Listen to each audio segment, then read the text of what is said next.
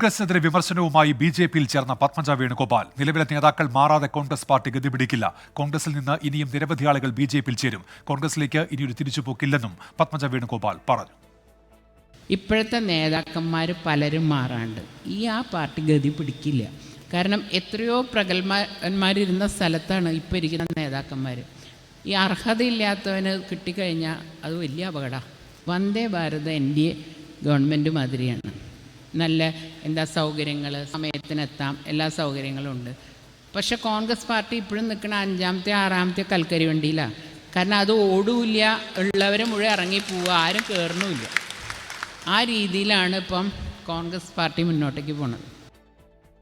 K മുരളീധരനെ കോൺഗ്രസ് കുരുതി കൊടുത്തുവെന്നും പത്മജ വേണുഗോപാൽ പറഞ്ഞു. കെ കരുണാകരന്റെ മക്കളെ ഒരിക്കലും തൃശ്ശൂരിൽ ജയിപ്പിക്കാറില്ല.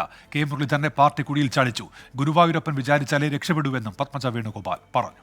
ഇപ്പോഴും അദ്ദേഹത്തിന് കുരുതി കൊടുത്തിരിക്കുകയല്ലേ. ഇവിടെ നിന്നാൽ എങ്ങനെയെങ്കിലും ജയിച്ചു പോകേണ്ട മനുഷ്യന് അദ്ദേഹത്തിനെ പിടിച്ച് തൃശ്ശൂർ കൊണ്ടുവിട്ടു. തൃശ്ശൂർ കരുണാകരൻ്റെ മക്കളെ ഒരിക്കലും ജയിപ്പിക്കാത്ത സ്ഥലമാണ്. ഞാനും തോറ്റു, എൻ്റെ ചേട്ടനും തോറ്റു, അച്ഛനും തോറ്റു. അപ്പം അവിടെ കൊണ്ടിട്ട് എന്താ അവർ പറയാത്ത ശരിക്കും ഇപ്പോഴും കൊണ്ട് കുഴി ചാടിച്ചു. അദ്ദേഹം പോയി കുഴി ചാടി. ഇനിയിപ്പോൾ രക്ഷപ്പെട്ട് വരണമെങ്കിൽ മുകളിലിരിക്കണ ഗുരുവായൂരപ്പൻ തന്നെ വിചാരിക്കണം.